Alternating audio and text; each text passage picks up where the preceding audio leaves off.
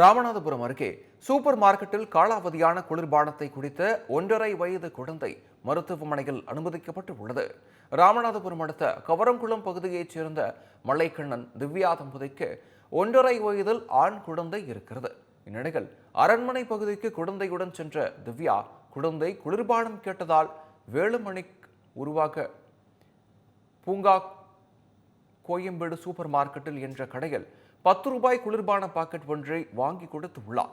குழந்தை அந்த குளிர்பானத்தை குடித்துக் கொண்டிருக்கும் போது அதை கவனித்த தாய் திவ்யா அந்த குளிர்பானம் காலாவதியாக இருப்பதை கண்டு அதிர்ச்சி அடைந்தார். இதுகுறித்து உணவு பாதுகாப்பு துறையிடம் தகவல் அளித்தது. சம்பவ இடத்திற்கு வந்த அவர்கள் 80க்கும் மேற்பட்ட காலாவதியான குளிர்பான பாட்டில்களை பறிமுதல் செய்து சூப்பர் மார்க்கெட்டிற்கு அபராதம் விதித்தனர். மேலும் முன்னெச்சரிக்கையாக குழந்தை மருத்துவமனையில் அனுமதிக்கப்பட்டு உள்ளது.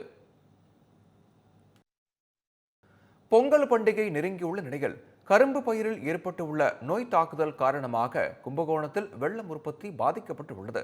தமிழகம் முழுவதும் ஜனவரி 14ஆம் தேதி பொங்கல் பண்டிகை விமர்சையாக கொண்டாடப்பட உள்ளது. அதனை முன்னிட்டு கும்பகோணம் அடுத்த கண்ணாரக்குடி, கிளிமங்கலம், கொண்டசமுத்திரம் கிராமங்களில் நாட்டு வெள்ளம் தயாரிக்கும் பணி தீவிரமாக நடைபெற்று வருகிறது. இந்நிலையில் அப்பகுதியில் பயிரிடப்பட்டுள்ள கரும்புகளில் மஞ்சள் நோய் தாக்குதல் அதிகம் காணப்படுவதாக கூறப்படுகிறது. அக்குடன் காட்டு பன்றிகளின் அட்டகாசத்தால் கரும்பு உற்பத்தி பாதிக்கப்பட்டு வெள்ளம் உற்பத்தி குறைந்து உள்ளதாகவும் விவசாயிகள் கூறியுள்ளனர். அதனால் பெரும் நஷ்டம் ஏற்பட்டு உள்ளதாகவும் தங்களது வாழ்வாதாரத்தை பாதுகாக்க அரசு உரிய நடவடிக்கை எடுக்க வேண்டும் எனவும் கோரிக்கை விடுத்துள்ளனர்.